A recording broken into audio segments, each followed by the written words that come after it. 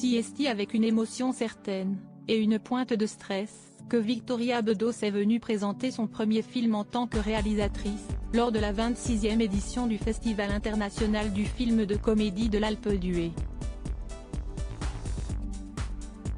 Le 17 janvier 2023, la jeune cinéaste de 37 ans a effectivement projeté, à la grande salle du Palais, La plus belle pour aller danser, qui est en compétition, et dans lequel on retrouve avec bonheur Philippe Catherine, Pierre Richard, Firmin Richard ou encore Guy Marchand.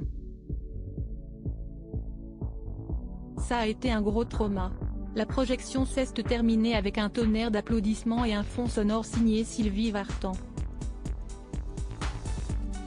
Dans un tel contexte, Victoria Bedos ne peut s'empêcher de profiter de chaque instant, mais aussi de repenser à quelques mésaventures liées au passé, et liées au monde merveilleux de la montagne.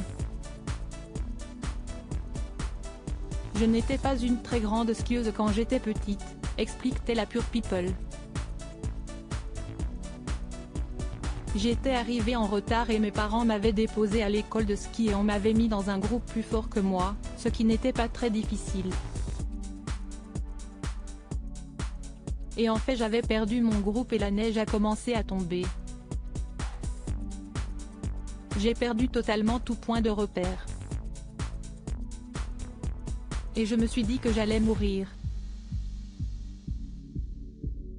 Précisément. Et là, je me suis retrouvée sur une piste noire que je ne pouvais absolument pas dévaler avec les skis. J'ai enlevé les skis et j'ai tout fait sur le CL. Et ça a été un gros trauma. Elle porte tout le film sur ses épaules, la plus belle pour aller danser, dans le film, si est-il la jeune Brune Moulin, qui captive les téléspectateurs avec ce tout premier rôle dans sa carrière, mais certainement pas le dernier. Elle porte tout le film sur ses épaules, rappelle Victoria Bedos.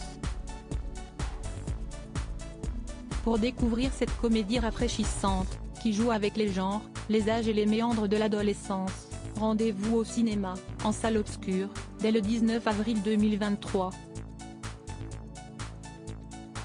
Propos recueillis par Johan Thury. Toute reproduction interdite sans la mention de Pure People. Com.